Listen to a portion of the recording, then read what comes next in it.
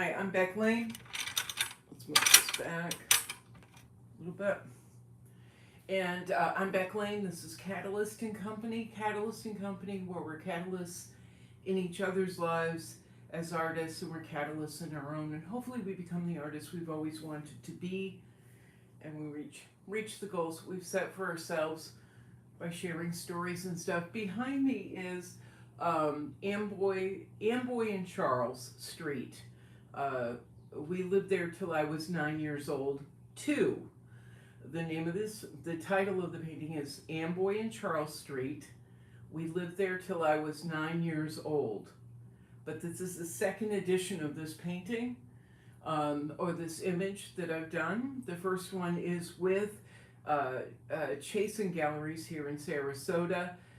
That one is it's bright and colorful, but in this one I've been using a limited palette. Now, I've been struggling with this guy, and I thought I had it done. Yesterday I thought, okay, this is it, it's done. No, last week I thought, oh, this is done. Declared it done. But then I went back in, and I wasn't happy with the background, which was all browns. It was dark browns with the details kind of thrown in, the quote-unquote details thrown in. But I wasn't really happy with it. So the other day, over the weekend, I went through and added more detail by adding colors, a variety of teals and titanium buff and blues, using my limited palette to create lights and darks and a variety of shades of all these different colors. Ta-da! There, now you can see it because I'm out of the way. And this morning I thought, he's done. And then I looked at it, and I wasn't happy with this side of his shirt.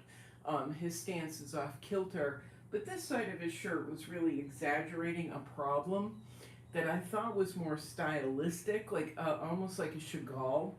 Like Chagall's shapes and things are always a little off and weird, but you still go, when you look at it, you can feel it. And I was when I was looking at it, but I just really wasn't comfortable. So what I want to do in this studio mate, and studio mate, by the way, is me being a studio mate with you. I'm a little chatty, but as a studio mate, I'm kind of perfect. The situation is perfect. You get to work on your work, I get to work on mine. You can keep the volume up, you can turn it down. But as a studio mate, I'm not making a mess on your side of the studio, and I don't owe you rent. So that's pretty awesome. But we're going to work side by side and work on our pieces together, or if you're not working on something, you can just watch an artist struggle along with a painting. So what I'm going to try and do, and I do this on camera, the studio mate stuff, I do it on camera because I'm having, maybe I need the company. Maybe I need to feel like I'm a part of the world. But also, it helps me to see things clearer. Nothing gets me to fix a painting easier and faster than embarrassing myself online. So what I'm going to do is kind of pull this side of his body or the shirt over a little bit. In the reference material, the shirt is big on him, and it puffs out this way, but it's just not working. It's kind of distracting in the painting. On the whole, I'm really happy with him. Or I'm pretty happy with him. But I can't declare him finished till I kind of correct this issue. I love painting cloth, but I gotta make sure that it's right too. We don't want it all over the place.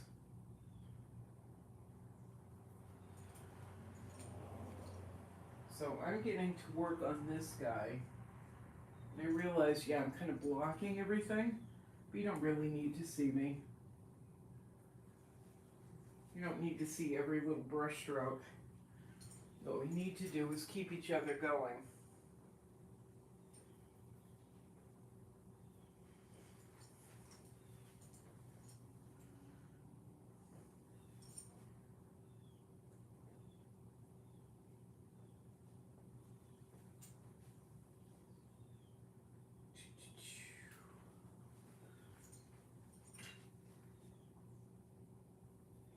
And I noticed earlier when I started thinking about this, I started putting down some lines that didn't really work well with the original lines I put down. Sorry, the original structure that I put down. Let's move this over just a bit. Maybe that'll help. I started putting down lines in brown that weren't originally there for the first 5,000 hours I worked on this. But it was really helping. And I'm just going to keep crossing in front of the camera. So I'm just going to continue with that.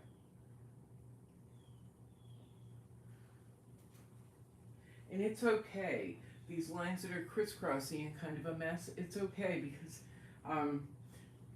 this is how we register wrinkles in the shirt. Anyway, whether they stay or not, they're going to register as wrinkles.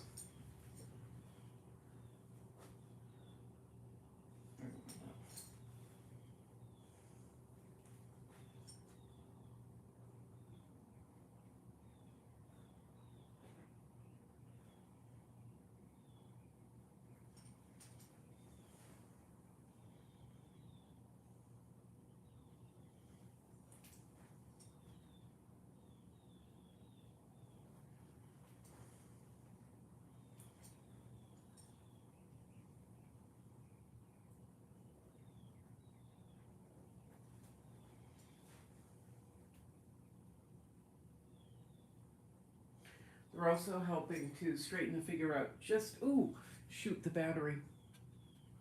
All right, I gotta find a way to plug this in.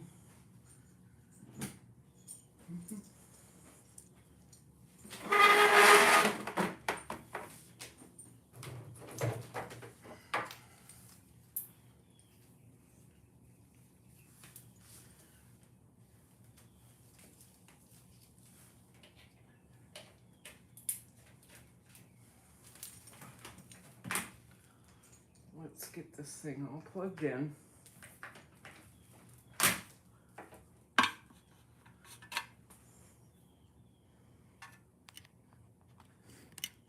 There. Okay.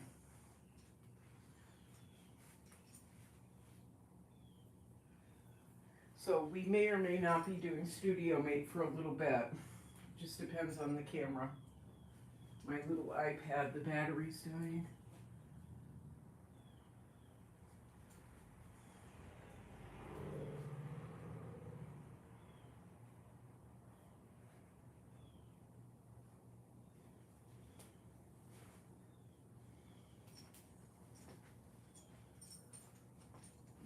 I really can't go around it. I got plugs everywhere.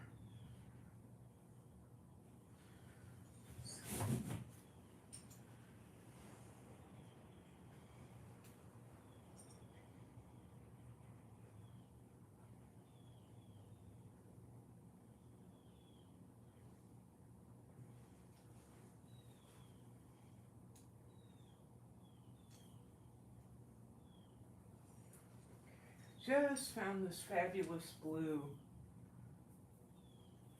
It's a mix of transparent earth red, titanium white, and cobalt blue.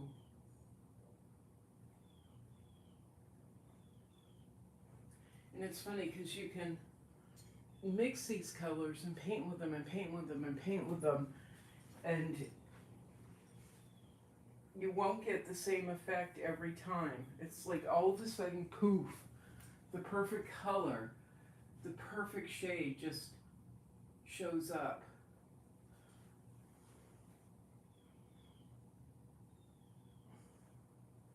And the perfect angles and lines, you can do them. I find I can do this over and over and over again to the point of nauseam and hating everything. And then all of a sudden, poof, there it is. Same color, same lines, but it didn't work until it did.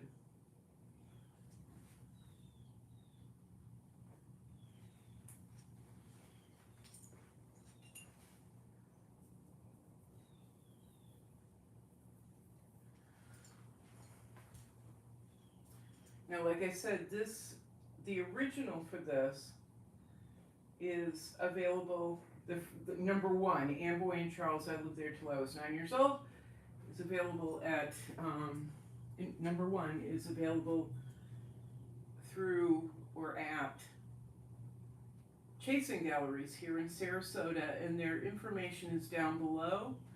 But if you're interested in pricing information on this guy, you can call either Chasing Galleries, and again down below, or Blue Egg. Ooh, look at my hair. Hi, I'm in my pajamas still. Yeah, so Chasing Galleries or Blue Egg. Blue Egg is in Fort Lauderdale. And a lot of people know Jay Louise because I've talked to him, the owner, Jay Louise. I've talked about him for about 5 years. I know he started carrying my work before I moved to Sarasota, and I had never even been in Florida, hadn't stepped foot in Florida, and I had absolutely no intention of doing so. Look at that. All right, I'm going to look at the camera. It's making a little bit more sense now, and he's feeling a little bit more natural, his stance.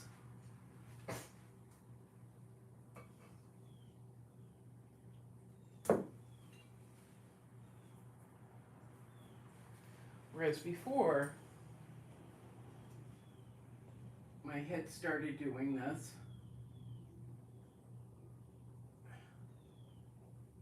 It just felt staged.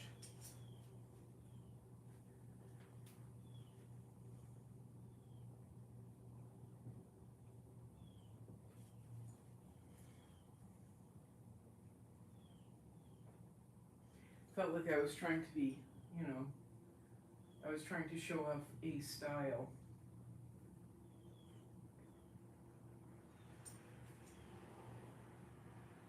And although my paintings are about painting, they really are. They happen to be images who address the subject of painting. And showing kind of how to, or a how to paint.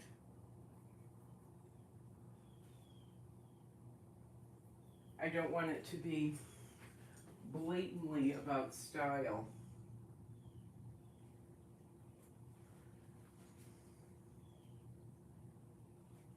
I'll pull his shoulder over just a little bit. Sorry, I'm just going to have to keep walking back and forth in front of the camera.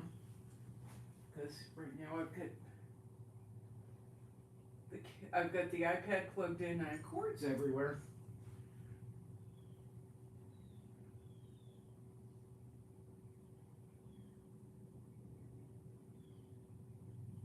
What I'm trying to do, I just said it's about painting, but I don't want it to be primarily about, style. Like, look at me, look at how I paint. I really want the viewer, and we really want the viewer, to get lost in the subject and the brush strokes, but not be like, hi, this is how I paint. It's hard to, I guess it would be like a jazz trumpeter saying, when they're playing, they're teaching them about jazz, let's say, using as an example.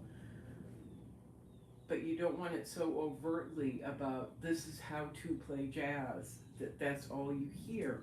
Same with painting. You don't want it to be all about this is about this style of painting, so that it takes away from the subject. You want the viewer to connect on many levels.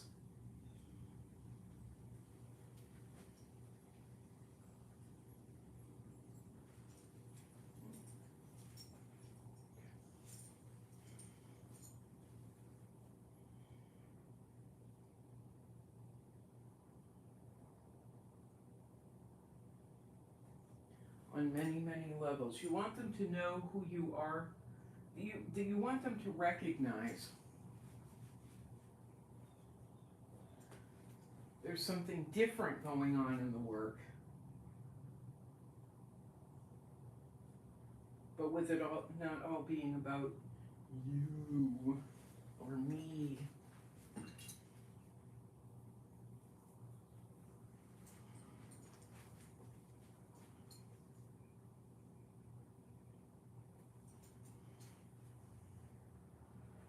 There we go. Lifted his arm just a bit, that one line. It's funny how that works.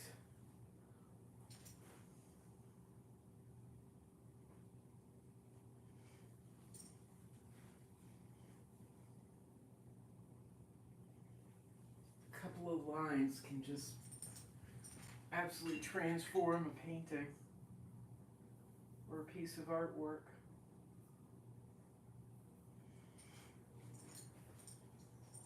So we're not going to be doing this long this morning,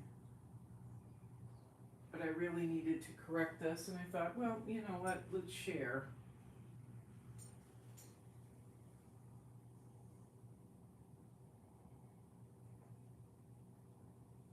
Because sharing is caring.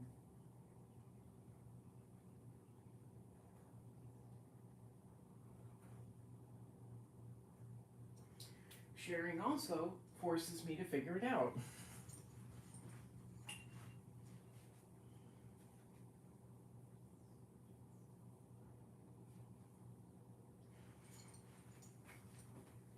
Now, one of the things about the background is, it's, as someone said to me on Facebook the other day, you get so much detail with your big fat brushes. I do use big fat beat up brushes.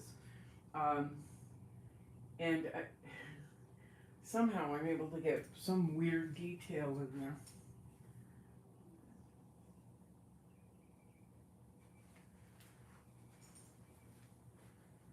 Oh, my fingers. Oh my God. Oh, I smudged all of that. Huh, okay.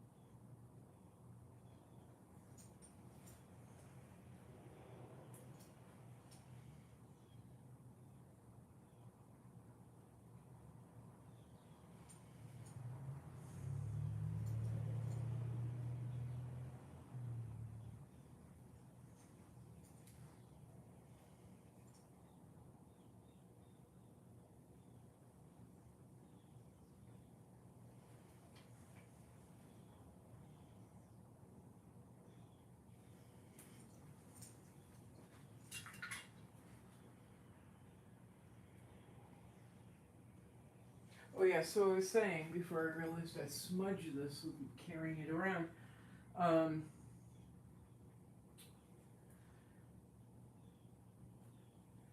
For most of the painting, it was, of course, oil and mineral spirits. And I had the background primarily oil and mineral spirits, keeping it dry, and doing what I do, which is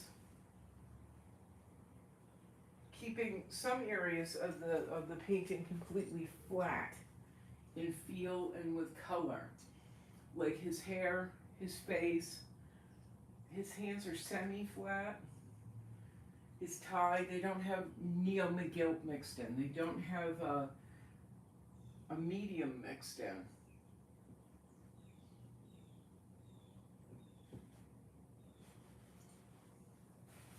Because I love the look and feel of flat, dry oil paint next to super glossy and heavy with gloss paint.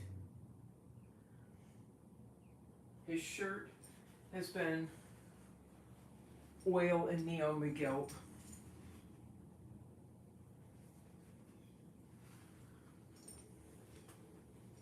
The last few layers.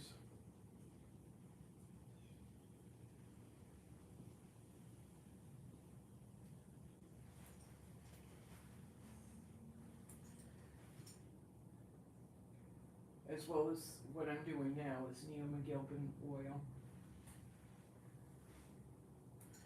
Because what I like to do in some areas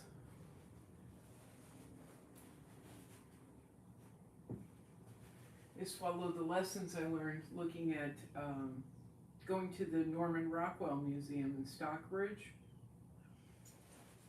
Stockbridge, Mass. Stockbridge? Anyway, wherever it is in Western Mass. I got to go to the Norman Rockwell Museum years ago. Cried like a baby, almost was escorted out by security because they thought I was nuts. But what I learned in some of his paintings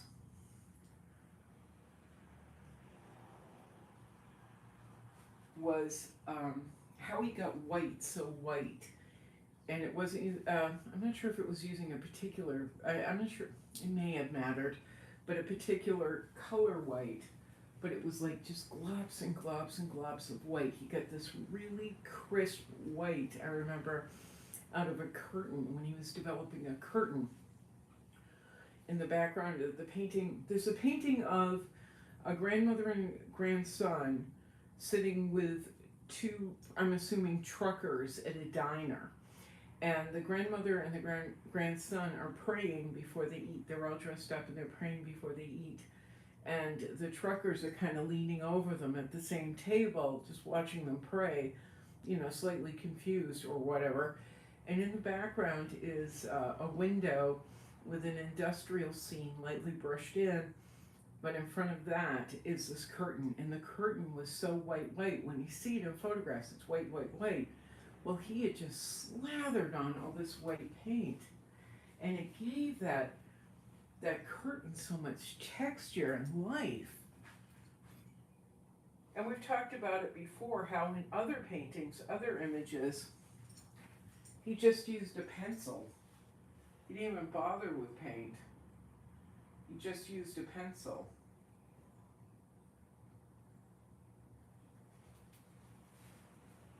And created like this very delicate feel and added to the image so much and to the entire work just using a pencil.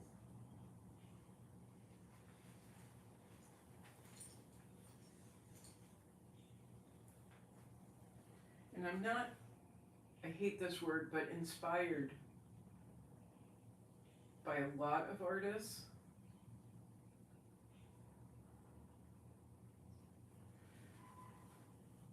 Especially white artists, because it just tends to be about, you know, more celebrating being white. This is our white world and we're really running things. And I have people that make fun of me. I have friends that make fun of me because I do love Norman Rockwell. But I think it's once you see his work in person, not all of it, but some of it, it's transformative as a painter. He's able to teach you so much.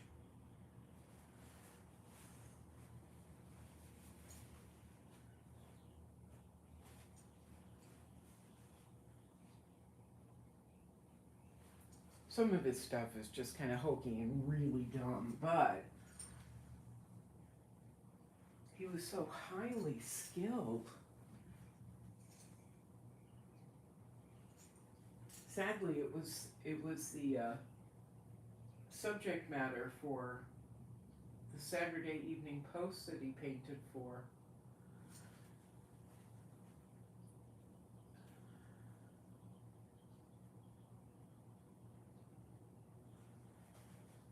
That gave people permission to be cynical and really write them off.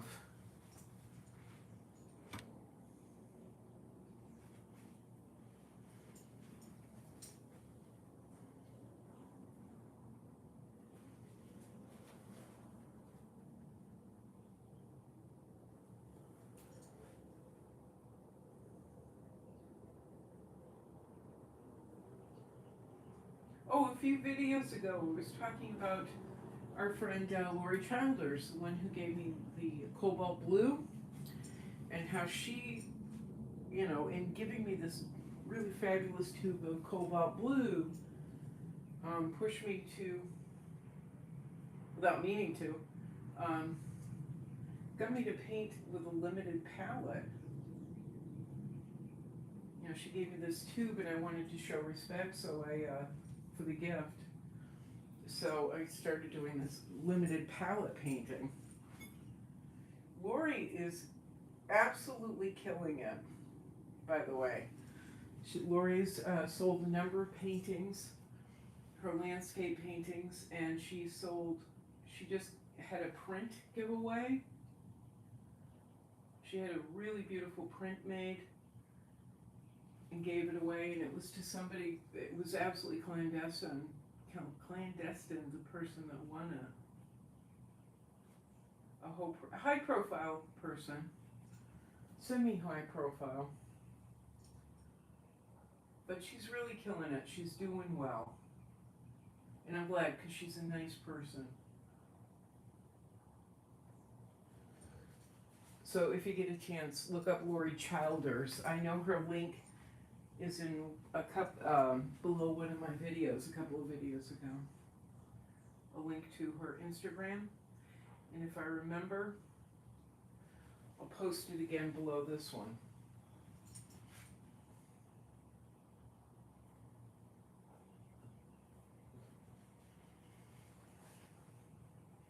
Now I've really only used a couple of brushes in this one, in this particular painting. I tend to stick to the same ones every single time, because I do that. These are primarily the brushes I've been using, and as you can see, they're beat up, but they work for me.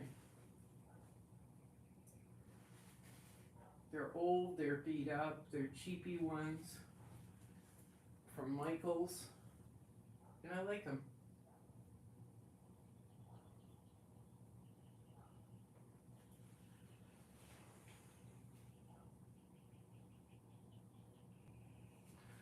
Okay, his shirt was really awkward there. Now it's starting to feel a little more like fabric, at least to me.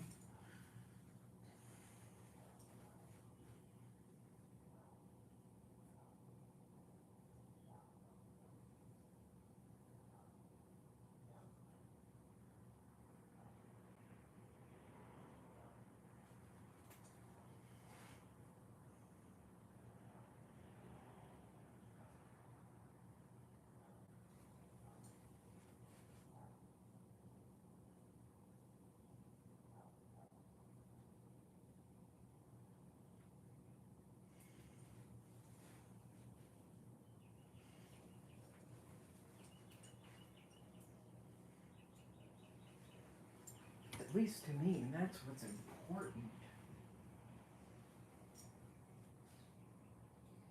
So I've mentioned a couple of times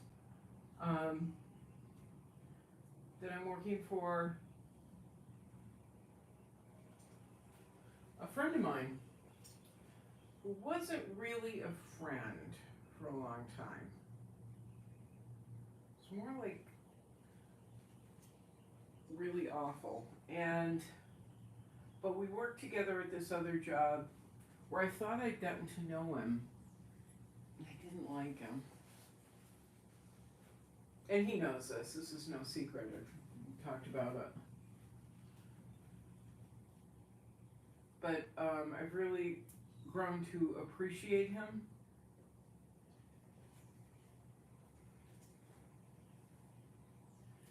And he makes me, all right, not all the time, but a lot of the time, he makes me feel better about myself. You know, we've all been through tough times. And it is no secret how sad I've been. And it's mainly because I've just been around really awful people for a long time. Or I've had to work for them. As it turns out, this kid is the best boss I have had in decades.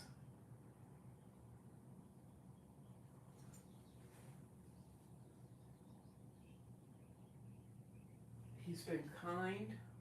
He has his moments, but he's been kind. I don't have to worry about being spit at or called an effing bastard, at least around him, which was a regular thing for me for a long time. He doesn't throw things at me, which is lovely. He says, I appreciate you. I appreciate you being here. And I bring him up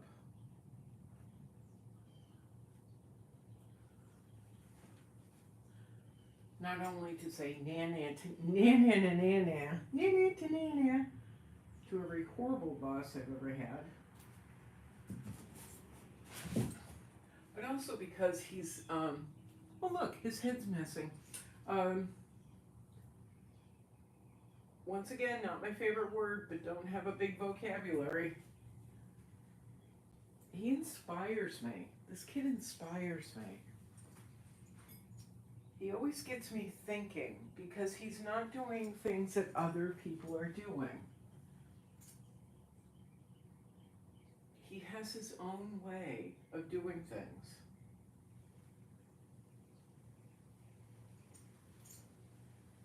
He has his own way of promoting himself.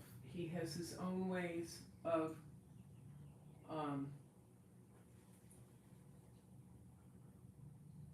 developing work. It's floral design is what it is, by the way. I'll stop being so cryptic. It's floral design, but he has his own floral designs. His own way of presenting himself, and he's very smart online.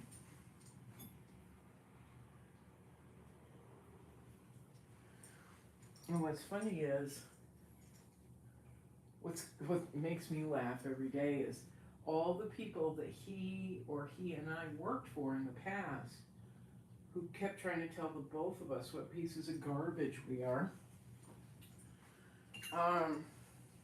or tried to make us believe we were useless and garbage, are now chasing his tail. They're copying him. But they're never gonna live up to him. They're never gonna be able to live up to the work he's doing, because he's doing it from the heart and it's original.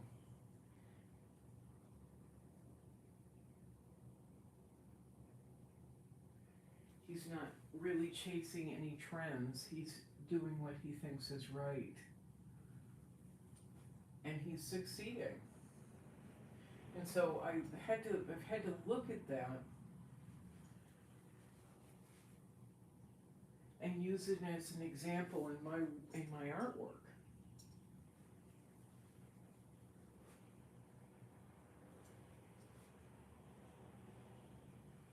Because as we've also talked about, well-meaning people will say, well, you should do this because it's trendy. You should do this because everybody else is doing it. Well, I don't want to. If it's not coming from the heart, I don't want to do it. And so I have to look at my little boss friend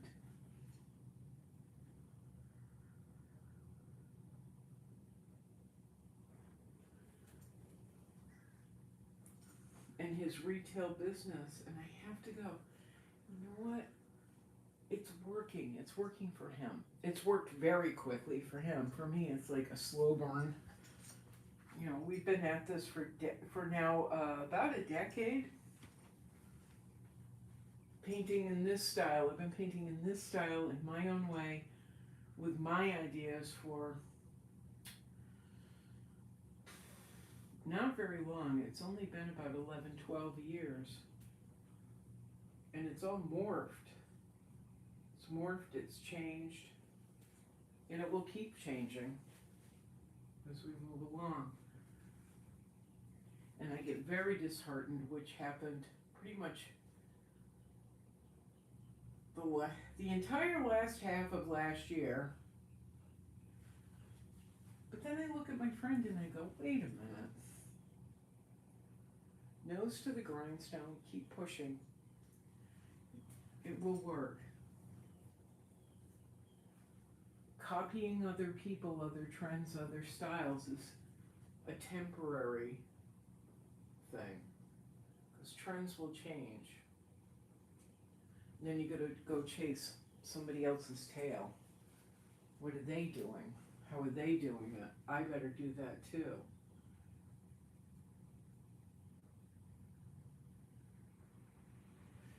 And you don't become the artist that you really want to be. You don't become your own artist. You become a copy of a copy of a copy. That's a little sad. So we're going to keep doing what we're doing. We're not going to follow trends. We're going to chase other people's tails. As frustrating as it is to see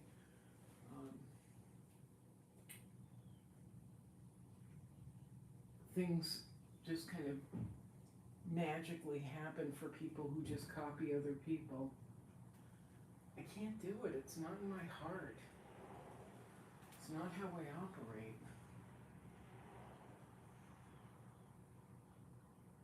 Okay, let's see. I am really liking this shirt. Let's put it down just a little bit.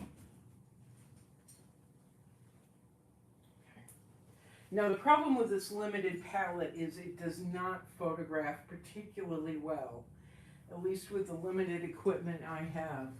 I did post this on Instagram and Facebook yesterday, and the colors were so muted. It could be that I used my phone camera, and I don't have fancy. I don't have an Apple. I don't have fancy anything. I have an Android. And the colors just muted right out what colors there are in this limited palette, muted right out. So it was it's been discouraging. I think this iPad is picking up the colors a little bit better. Let's take a peek. Yeah, a little bit better.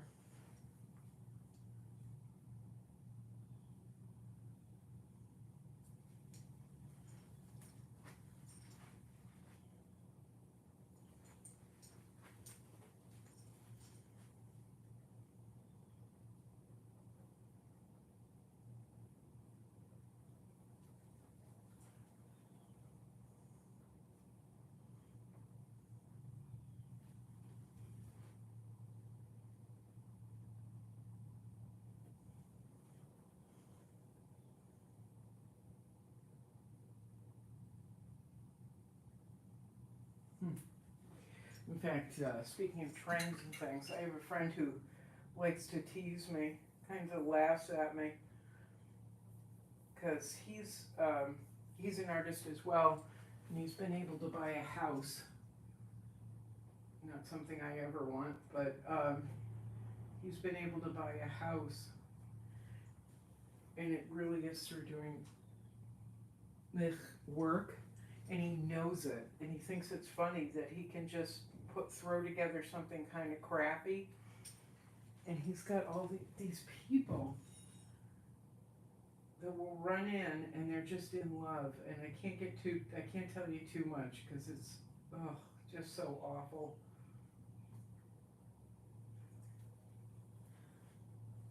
No. Yeah, I never figured out these little flowers. But he's laughing about the fact that he does shit work that he doesn't believe in, and people just eat it up. I mean, He thinks it's funny. I can't work from that angle. I can't. I gotta fix those flowers.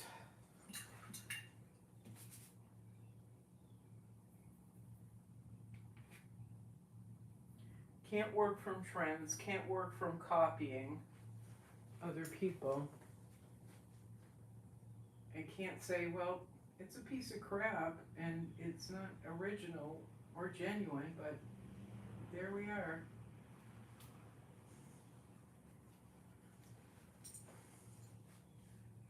It's buying me all the stuff. It's paying his bills, believe me. I can't do it.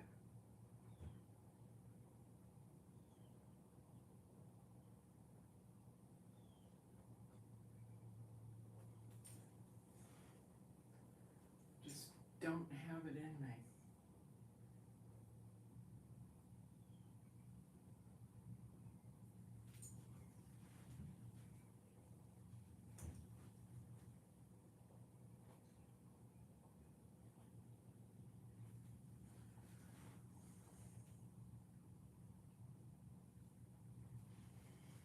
Not loving those flowers.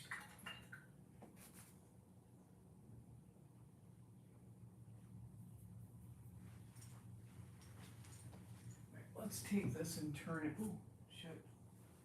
Just smudge some more. Oh, let's do this first. I forgot. Let's fix that. That's where I ran my finger down the side, apparently.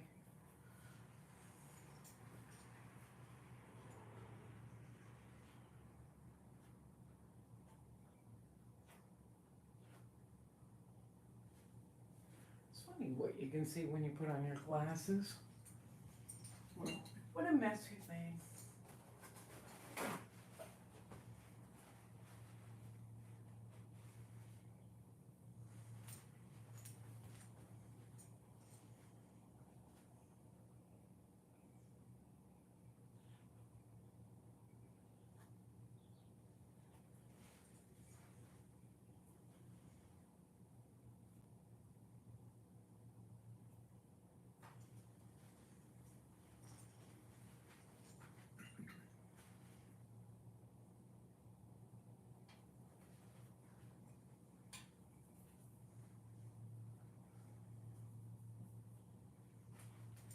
So another thing we've been talking a lot, or we've been talking about lately, is being your own advocate, excuse me.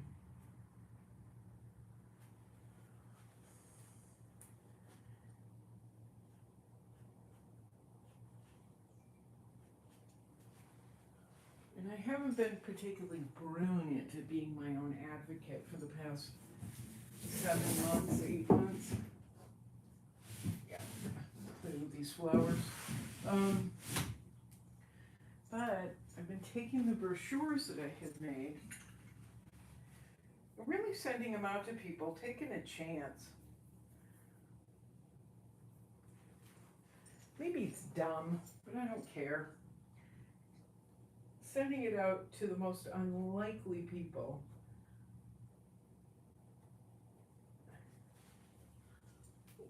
Not unlikely, but like, you know, like top collectors, some of my top people I'd like to sell work to. And it's really kind of weird and dumb and something I've been putting off. But at this point, I'm just like, who cares? Like, it's not going to hurt anything. If these people buy my work, awesome. And if they don't, they didn't know who I was to begin with anyway, so who cares?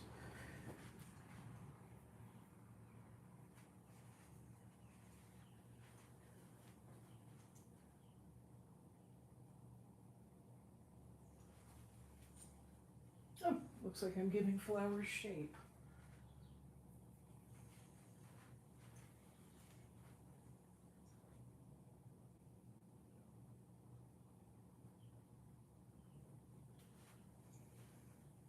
I mean, at this point, I'm almost 4 months behind on my rent.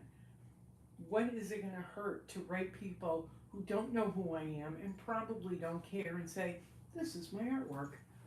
How are you? I understand you have a very large collection of artwork, and I'm wondering if you would like to add to it. That's not really what I say.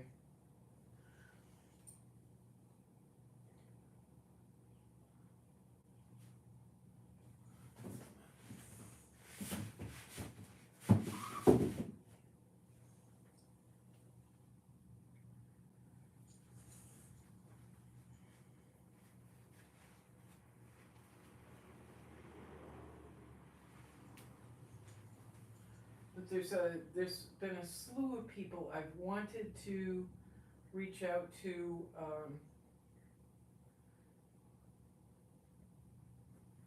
For a few people I've wanted to reach out. Jesus, those are shitty. I've wanted to reach out to. I've wanted to connect with. And I've been waiting for.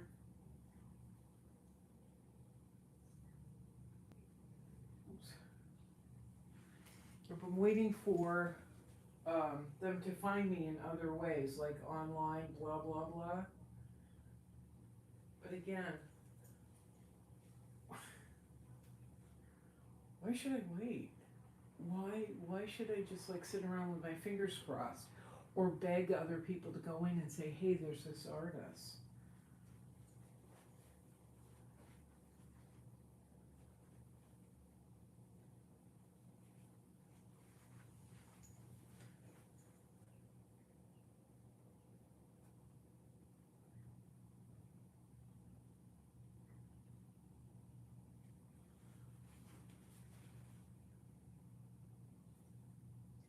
Why should I ask other people to introduce me? Because that's not working out really well anyway.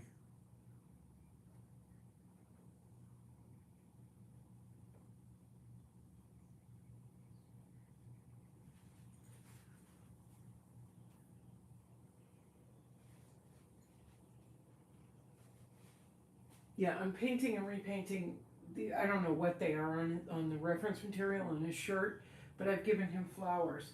And right now I'm painting and repainting them, and I may have to sit and let them dry because they really had no particular design when I was painting them. And now they're just kind of a mishmash of brush strokes, which we don't want because I don't want it to look like I just mushed some stuff together and there we go.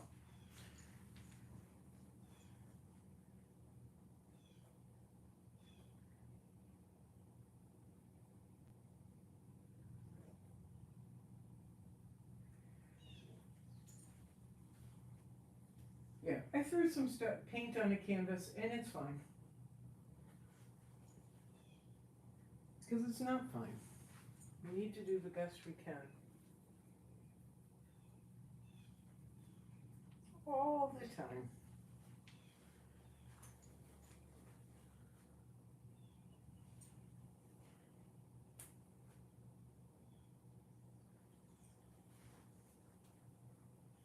That might be it. Right now, the notes I'm making right now on the canvas are replicating the lights and darks in the background on his shirt.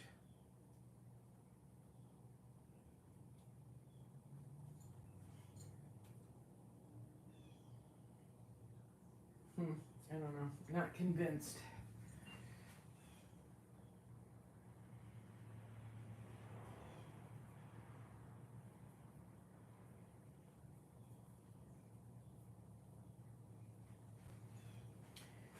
I've had a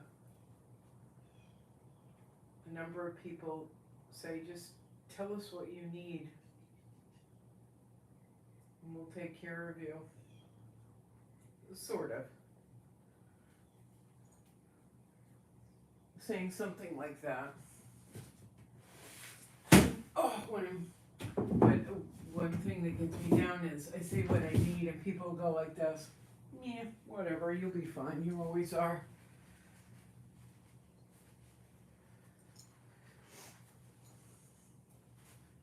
And I have other people who tell me, Don't say what you need out loud because nobody cares. Nobody wants to hear it. Okay.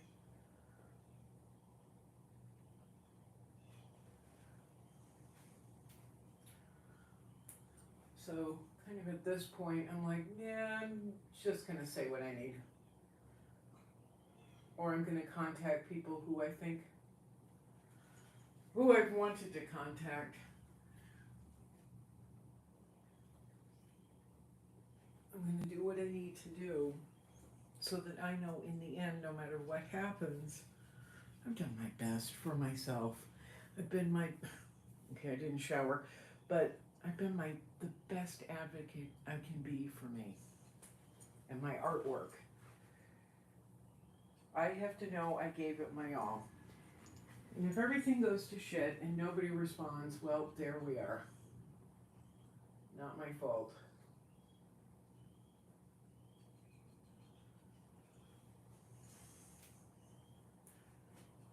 But I have to say, on the whole, I'm a pretty lucky person. I go through horrible things, but I don't have the Midas touch. I don't have the Midas touch. Things don't turn to gold, but it's still,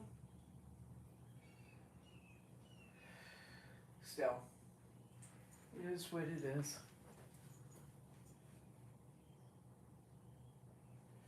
I've got a lot of people who believe in me and my artwork. A lot of people.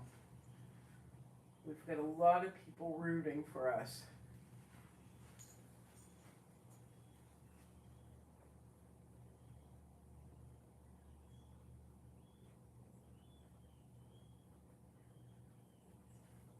When I sit down and I remember things like my friend Eric Carter sent me 4 bottles of Neo McGilp because I couldn't get Neo McGilp here. And my friend Michelle Moser sent me 1 bottle. And my friend Lori gave me a tube of cobalt blue. Or my friend Wesley, who sent me a box of paint like 6 years ago that I'm still working from. My friend Anne, who put money down on a painting. You know, all my friends who have put money down on paintings, they don't even own yet. They haven't picked out yet. I have to hear that. We have to hear that. We have to hear it when people follow us online year after year after year, or people go out of their way to go to a show. Just to say hi. Remember when I was in Virginia,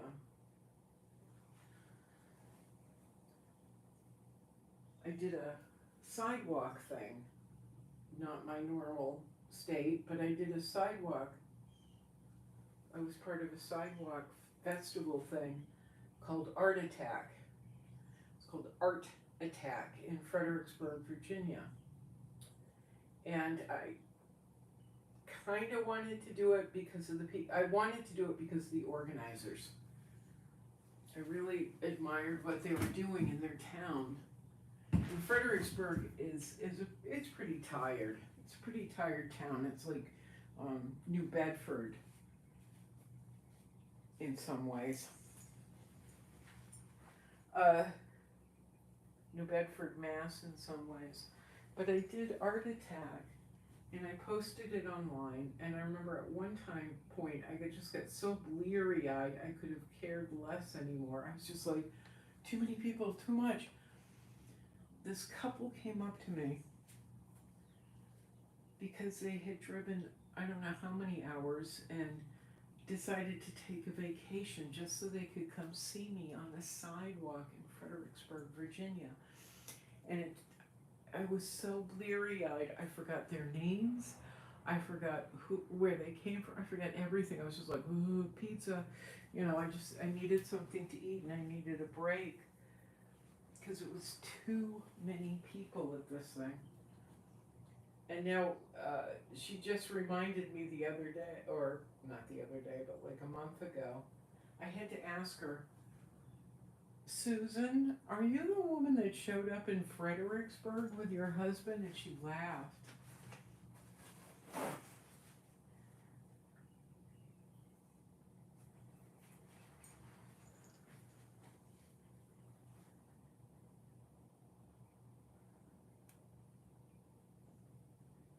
But that's just one example of people that have gone out of their way just to say hi. She and her husband bought me a piece of pizza and coffee, and I was just like, bzzz, because crowds, these people. It's just too much. But we have to remember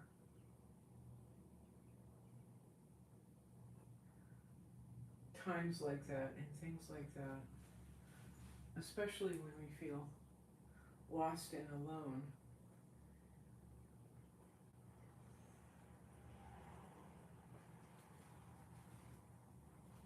We have to remember we have people on our side.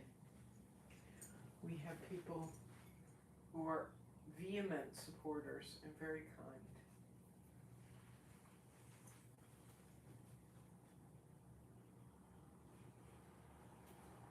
Right now I'm working off an iPad I was able to get because of my Patreon supporters, who I almost never communicate with.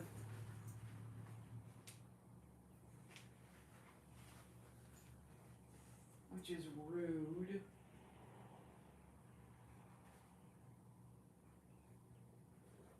But I get so down, I can't do the tap dance. I don't think this month I've written a single thing on Patreon. I can't, there's times you can't do the tap dance, you're just trying to breathe.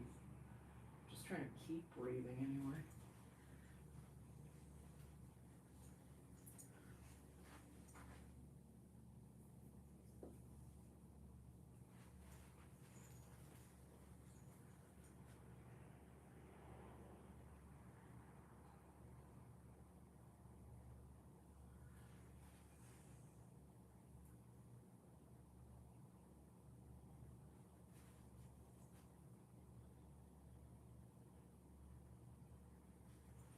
Oop.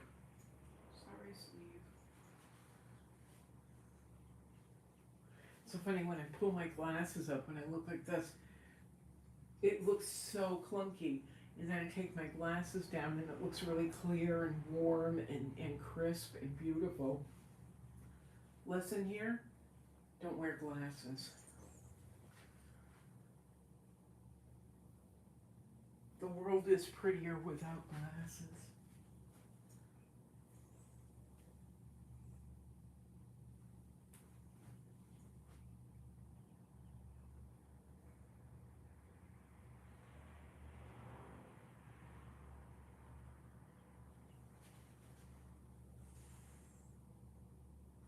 What is that? All right, let's take a peek. Yeah, he's feeling so much better. Look at that. Let's turn him around and try not to oh shit, smudge anything this time.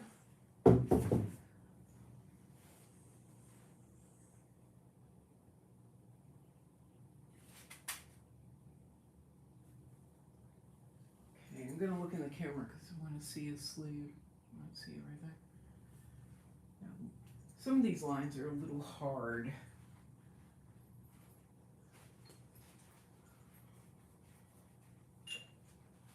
I want them to feel hard.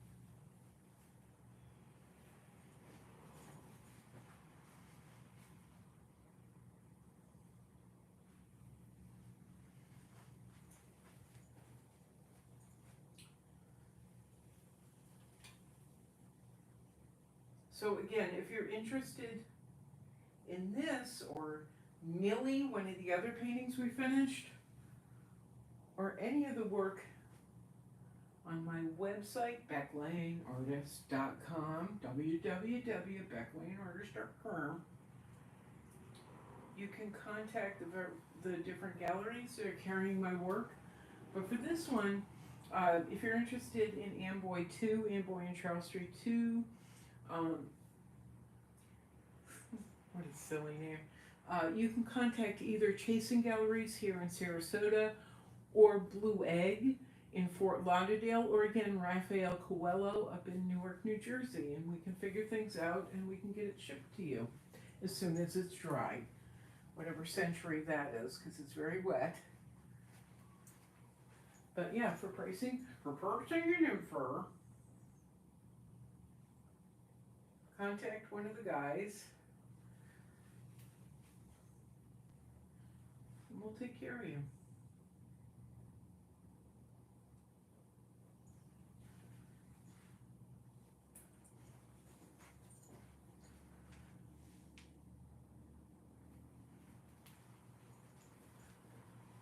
So, another thing is, because I have endless stories, some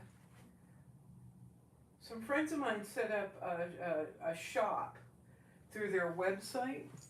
They're using Squarespace. I have Wix. And I noticed that Wix had a shop, or you could set up a shop, so you could buy stuff directly from the artist, blah, blah, blah. But I really wasn't interested. I like that buffer. I like having other people as a buffer between me and potentially horrible people. But they set up a shop and they've been able to build products, taking their artwork and applying it to things like t-shirts, sweatshirts, sneakers, beanies. There's a huge variety of stuff you can do. And so I went on Wix, I went on my website builder, and thought, dude, I can do the same thing. But it's a lot of stuff, a lot of products. And you have to take literally one product at a time. Like you can decide that you want to put your artwork on a t-shirt, but then there's 50 different styles of t-shirts. Crew neck, V-neck, lightweight, made by this company, done by that company. So I was thinking about just picking out clothing that I wear, which is usually secondhand, but I love Champion sweatshirts. I have had the same Champion sweatshirts for years, and I love them. So I was thinking about doing that.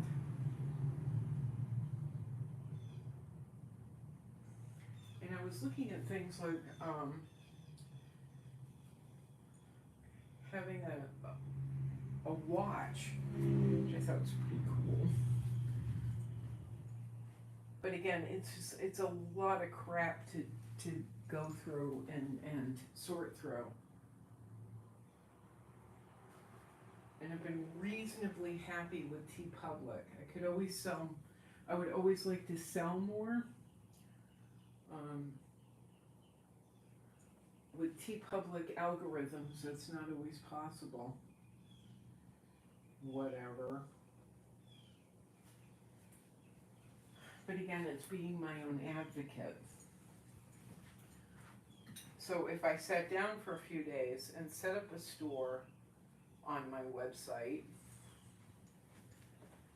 then again, I am being my own advocate.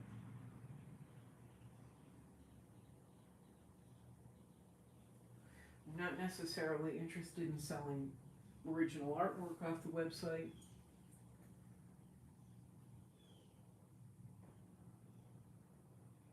Because again, I like that buffer. And people like to try and talk me down in price, and that's annoying.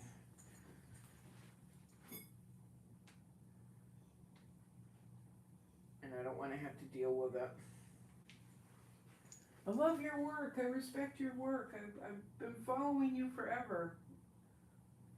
Will you take half of what you're asking for the painting? Because I don't have any money. No.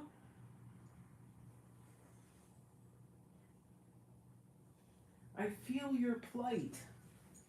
You may buy a print off of TeePublic for like $20.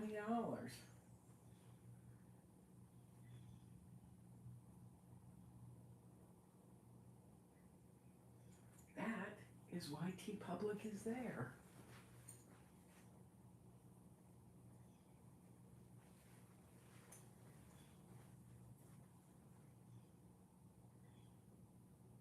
And I don't know if you run into this as artists, but I've had, well, it comes in rounds, comes in waves. All of a sudden I'll hear from people who I've known for years who first ask me if I can do something for half price, and then they'll get then they'll get to bullying me about it.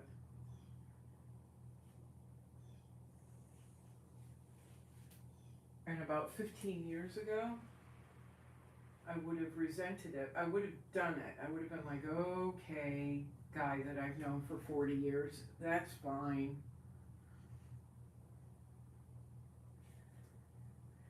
I will relinquish my dignity for you,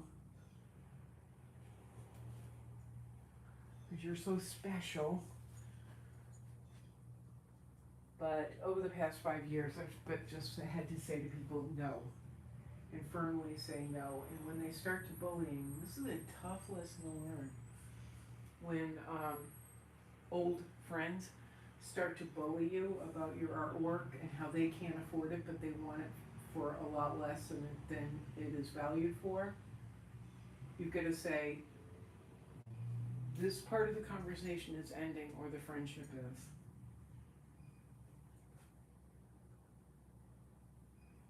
You really should never allow people to treat you with this disrespect and to try and demean you.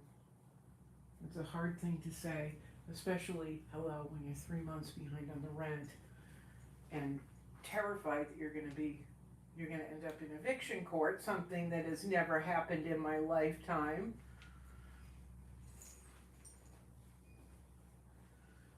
Never happened before. I've never been in a spot like this before.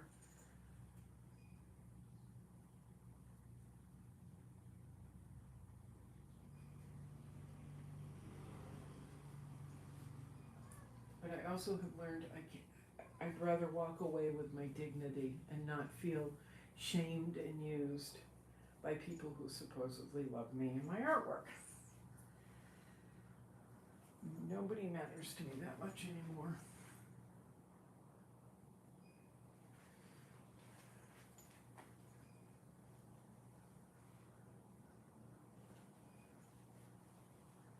Yeah, it's a very hard lesson.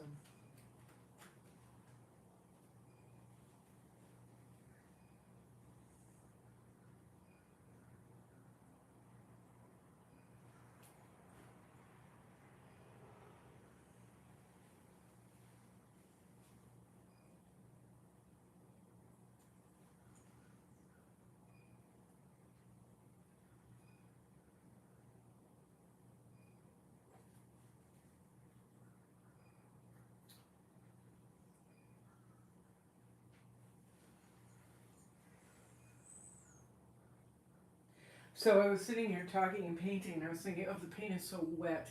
I've got to let it dry a little bit before I go any further, and then bam, all of a sudden it just started to harden a little bit. It's gotten a tiny bit tacky because of the neon gelb.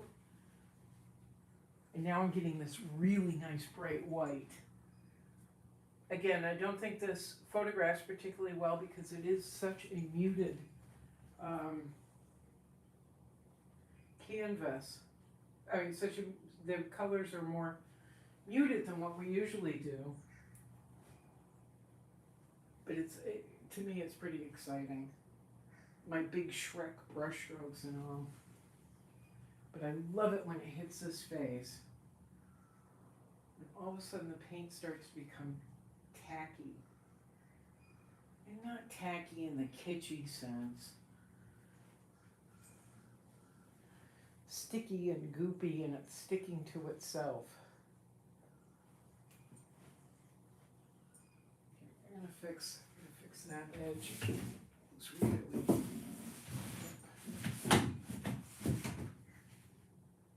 Love that part. The shirt is just, I think he's where he needs to be now.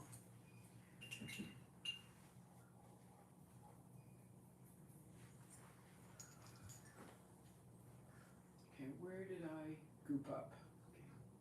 Okay. There. Oops. That's too thick. No.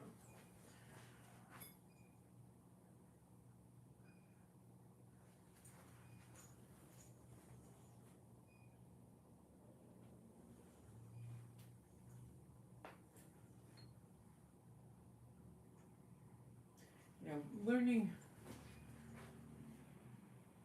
to block out all the voices that try and demean you and to not jump on a sale that you know is going to make you feel less than or demeaned or devalued. It's really hard. It's really, really hard.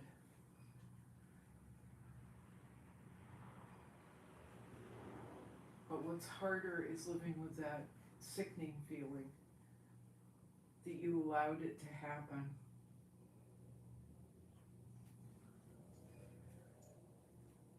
You gave somebody permission to devalue you. And there's not a lot of places in life where we can say no.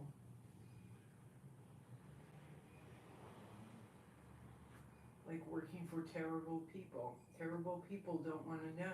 They don't want to hear the word no. They want to believe that they're the end all be all. But in our artwork, we just can't allow it. We can't allow it.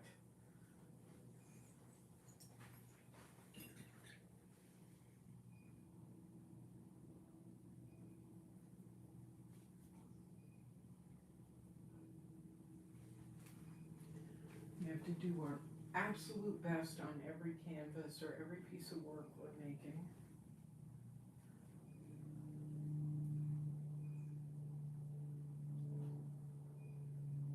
Then we have to start demanding respect from people who aren't used to giving artists respect.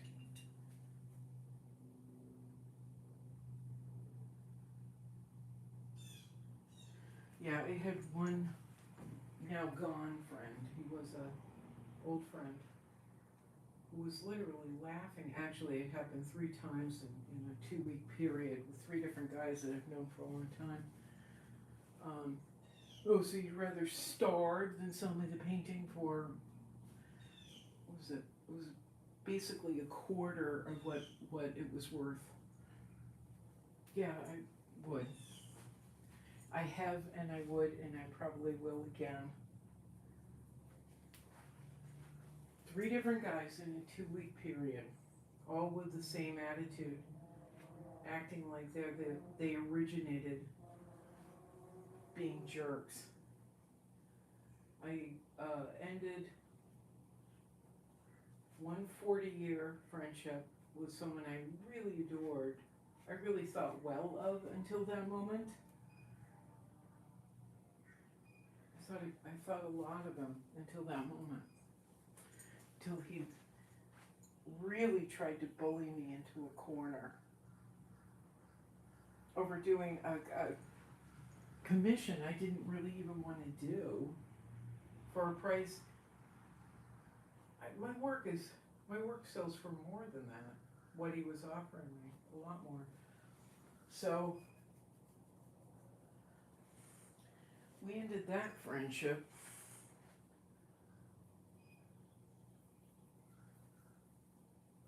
Then I had someone else who wanted me to do a commission that I didn't want to do anyway, of he and his wife, and it's someone new for a brief period of time, and he turned into a big bully over it.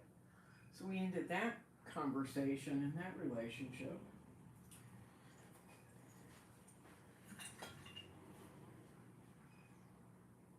And then I had a third one who I'm still friends with, but he tried to bully me into it too. Mind you, 3 different men over a 1-week period, all acting like they were so special.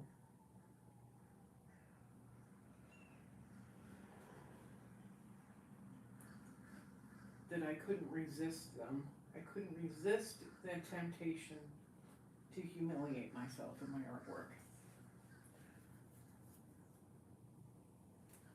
It's hard. It's really, really hard. And at the time I was working, my scooter wasn't running at all. I couldn't get to the supermarket without taking multiple buses. I had a job that was 15 miles away. It was a really dark time, and these guys were trying to bully me. But we can't allow it.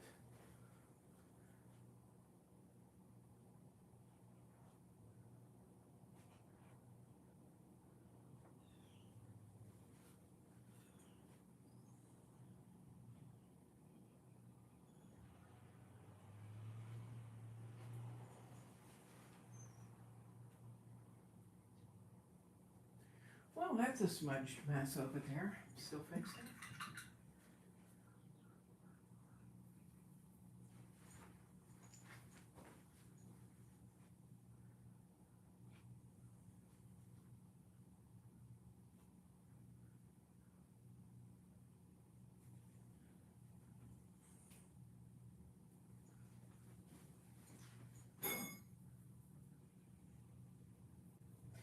Yeah, so the background is all Neo McGilpin oil.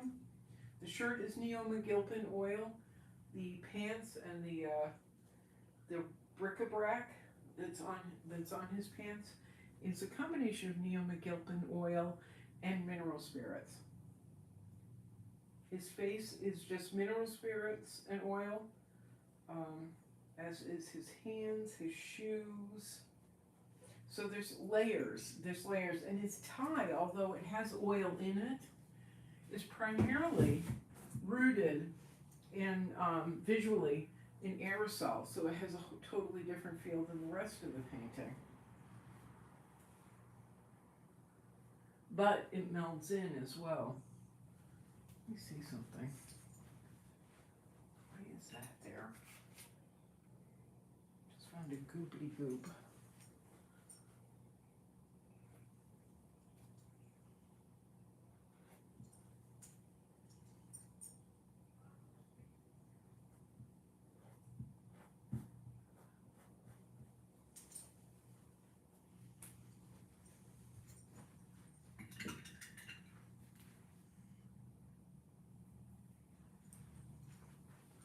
Now, without my glasses on, which is the magical sweet spot in this, the bric-a-brac looks clean.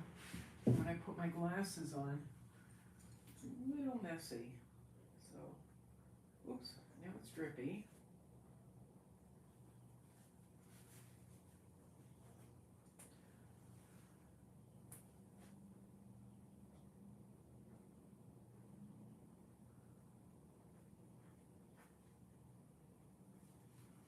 I'll tell you something else that's funny though, because even with all this, how long have I been yakking at you? For over an hour.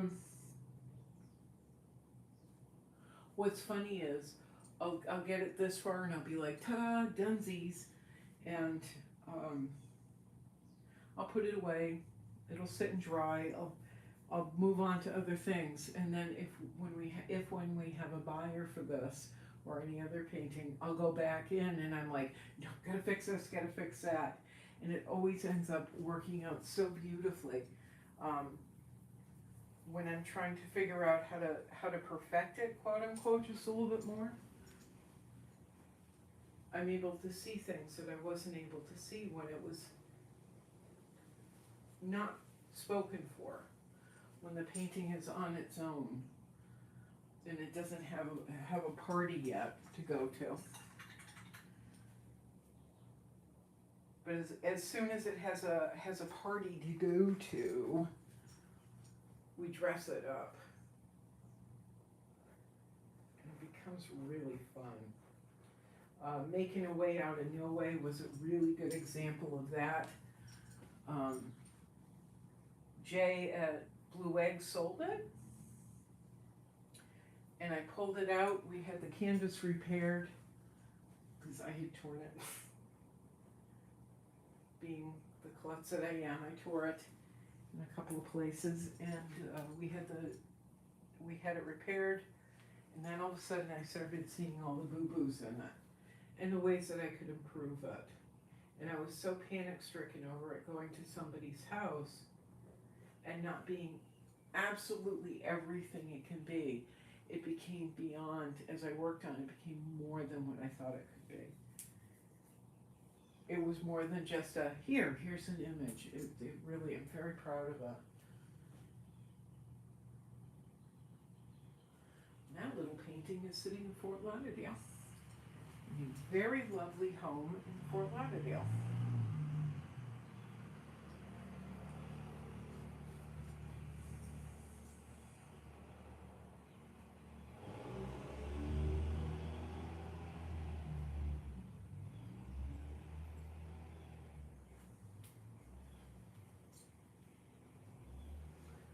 Making a Way Out of No Way. I never thought we'd sell that painting. But then we found just a bright buyer and fell in love with it.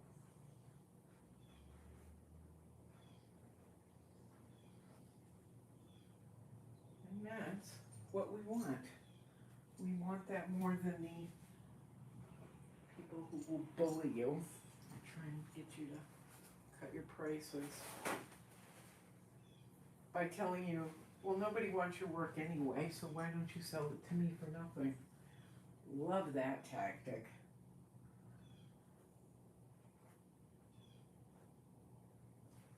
By the way, has been used on me. Doesn't work like a charm, P.S.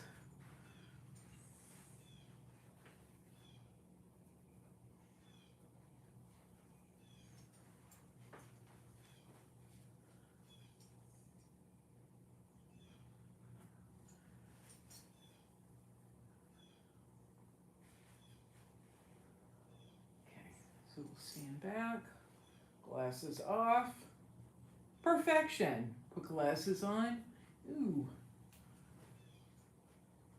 On, off, on, off, on. I definitely like the world better without my glasses on.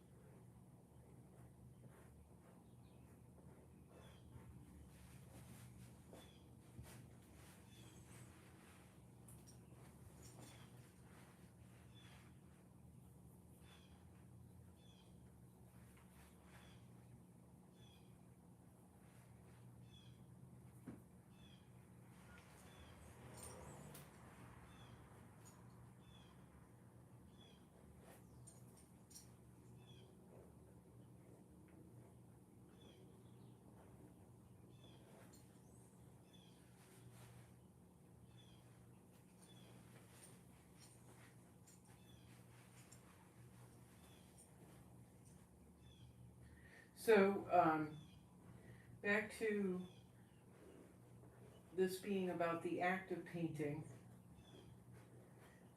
I had a really nice discussion with this woman named Tana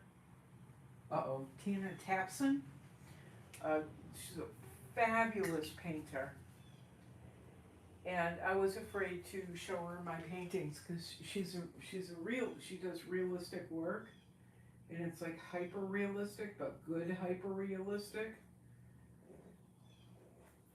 let's face it, there's good hyper-realistic and then there's really bad hyper-realistic and there's mediocre hyper-realistic. She's really good. She is phenomenal. It's her use of color. Her use of color tells you that a human being painted this. It wasn't a printout, which is something that people mistake, I think, when they're doing hyperrealism. They think that it has to look like a human did not make it. But it's her use of color and brushstrokes that makes her work extraordinary to me. So her work's extraordinary, and our friends had been telling her about my work, and you know, what a genius I am. And I'm sitting there with her, and I'm looking at her work going, I'm not showing you mine. I'm not showing you my work because it's like Shrek in kindergarten class. Finger painting. But we pulled it up regardless, and I just held my breath. Because this woman really, she would have every right in the world to be a snob to me. And she wasn't. She was nice. She was really nice. Again, her name is Tana Tapson, I think. I posted about her on my Facebook page. Posted her work. She's nice. But again, back to talking about painting, or, you know, addressing the act of painting while we're painting, in the paintings. We pulled out, my friends had a couple of originals in their place, so we pulled them out, and she went through and she was like, and that brush stroke there, she said, it doesn't make any sense, and I can visually see it, but I'm learning so much from it. And look at the way that one brush stroke took color and spread it, and she was explaining my artwork to me in a way that I know, I feel, but I'm not always sure other people see or get. And it was just so validating. It was lovely. You know, look at the way that brush stroke, that one insignificant brush stroke, pushes the eye over here. I was like, oh, thank God. I literally burst out crying. It was so nice to be seen.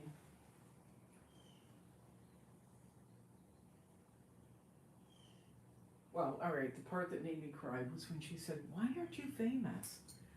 Why are you struggling? Why aren't you really famous? That made me cry.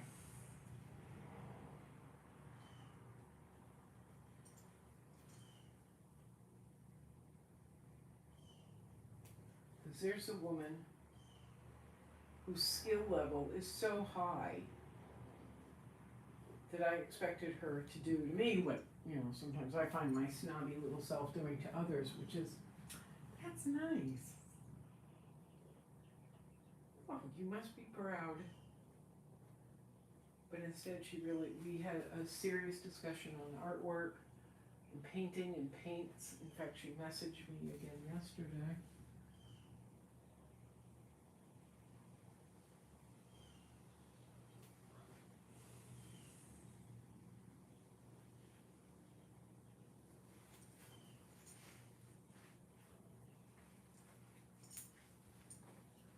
She said, your paintings, this doesn't make sense. They should be flying off the walls.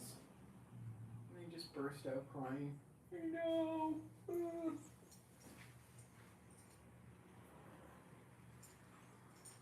How come no one in Sarasota knows you? I know.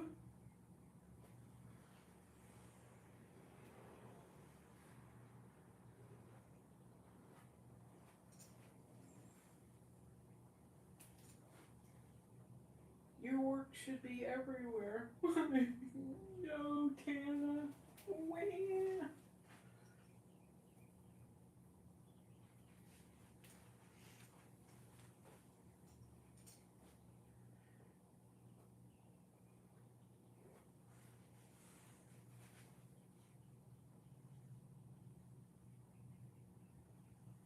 I think we're done. Yeah, so we measured Tana and her making me cry against, I'll pay you half of what you're asking for, or a third of what you're asking for, or, you know, a quarter, 25% of what you're asking for, against someone, an artist who is like Norman Rockwell level skill.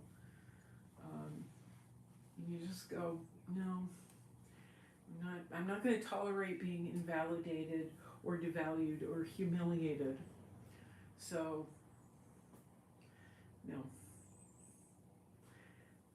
We need to be advocates for ourselves, for our work. Okay, we're going to call this done. Let's see.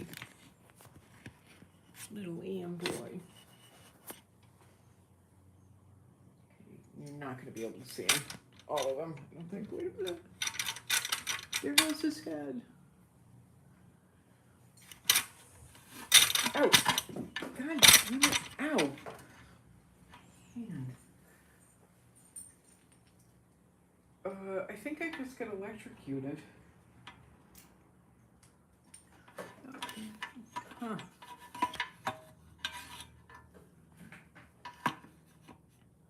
Okay, he looks tiny now. He looks so tiny. All right, so this is Amboy and Charles Street. We lived there till I was 9 years old. The second edition of this particular image. Kind of happy with them. I'm sorry you can't see.